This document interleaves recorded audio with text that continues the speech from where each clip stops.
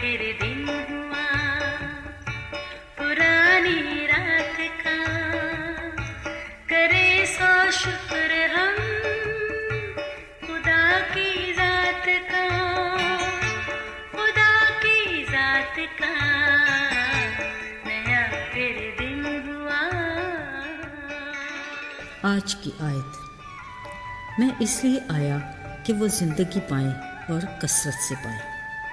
यूहन्ना 10 बाब 10वीं आयत। अजीज़ों, खुदा की पहली बसाई बस्ती यानी बाग़े अदन का माहौल हमेशा खुशगवार ही रहता।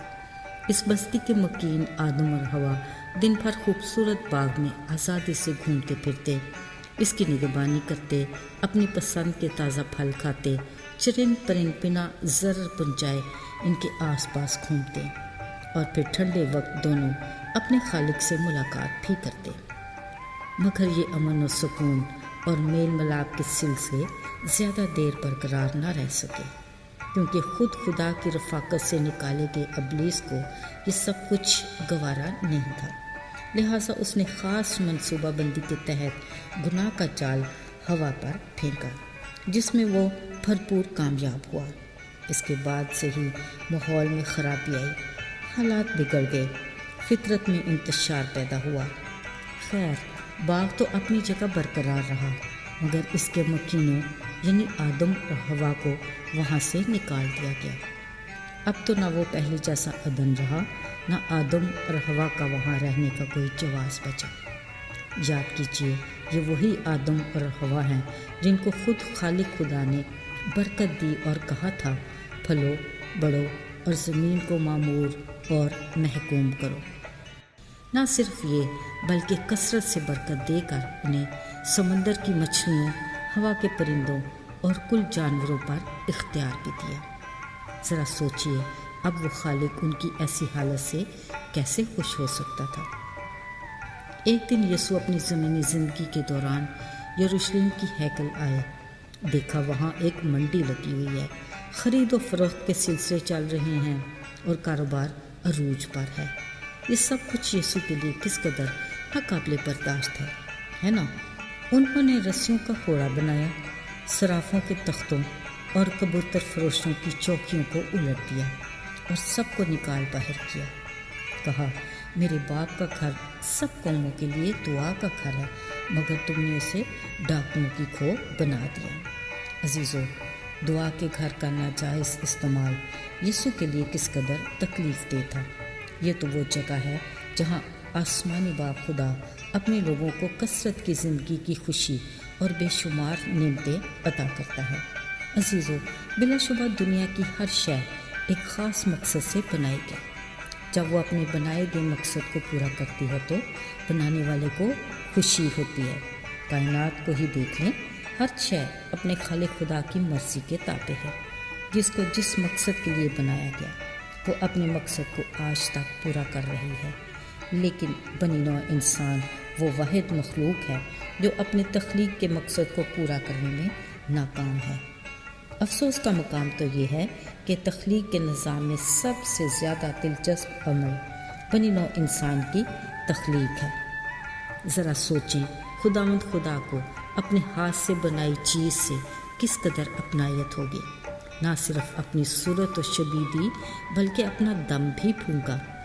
फिर भला ऐसी ख़ास तख्लीक बिना मकसद कैसे हो सकती है। अजीज़ों, इंसान की तख्लीक का मकसद ना सिर्फ आसमानी बाप खुदा से रफ़ाकत थी जो बाग़े अदन में देखने को मिली, बल्कि उसने इस इंसान को अपने नाम के जलाल का वसीला भी बनाया। ऐसी हैसियत हम इंसानों के लिए कितना बड़ा एहसास है। मगर जैसे ही इंसानी ज़िंदगी में गुनाह दाखिल हुआ, उसकी ज़िंदगी से उसकी तख्लीक का मकसद खारिज हो गया। यानी खुदावंद खुदा इंसान को इस हालत में कभी छोड़ना नहीं चाहता था। लिहाजा उसने हमें गुनाह की मुर्दा हालत से निकाल कर अपने साथ मिलाप और अपने नाम को जलाल देने के मकसद को अपने बेटे यीशु की जान की कुर्बानी देकर दोबारा बहाल किया। उसने कहा, तुमने नहीं बल्कि मैंने तुम्हें चुन लिया। अब तुम्हारा बदन खुदा का मक़दस है जिसमें खुदा का रूह बसा है, और इसी रूह के वसीला से हम दोबारा उसकी सूरत और शबीह पर आए روح کا پھل محبت، خوشی، اطمینان، تحمل، نیکی، مہربانی، ایمانداری، حلم اور پرہیزگاری ہے۔ خدا کا فرمان ہے، میری ان خوبیوں کی بدولت اپنے اخلاق اور کردار سے نیک کام کر کے میرے نام کو جلال دو۔ عزیزو، یہ نہ بھولیں، ہم جو مسیح میں ہیں، ہمارا بدن خدا کا مقدس ہے جس میں اس کا روح بسا ہے۔ اس مقدس کو پاک صاف رکھنا اب ہماری ذمہ داری ہے۔ کیا ہم اپنی ذمہ داری کو اچھے سے نبھا رہے ہیں؟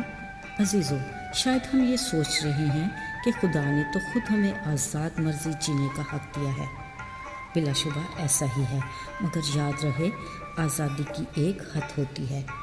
اگر یہ لائن کراس ہو جائے تو آزادی بھی خطرے میں پڑ جاتی ہے۔ گویا آزادی کی حد کو توڑ دینے کے بعد ایک لمبی قید ہمارا مقدر بن جاتی ہے، یعنی ایک بدی کے بعد دوسری بدی، اور اس طرح کے سلسلے شروع ہو جاتے ہیں۔ ان خطروں سے بچنے کے لیے خدا کا کلام ہمیں خبردار کرتا ہے۔ خود کو آزاد جانو، مگر اس آزادی کو بدی کا پردہ نہ بناؤ، بلکہ اپنے آپ کو خدا کے بندے جانو۔ آئیے دعا کریں۔ آئے خدا، ہمیں اپنے بڑے فضل سے توفیق دے کہ ہم تیری رفاقت میں آگے بڑھیں اور تیری دی ہوئی کثرت کی زندگی میں دوسروں کو شامل کر کے اس کے نام کو جلال دیں، تاکہ ہم اپنے خالق خدا کی مرضی کے مطابق اپنی تخلیق کے مقصد کو پورا کر سکیں۔ یسوع کے نام سے مانگتے ہیں، آمین۔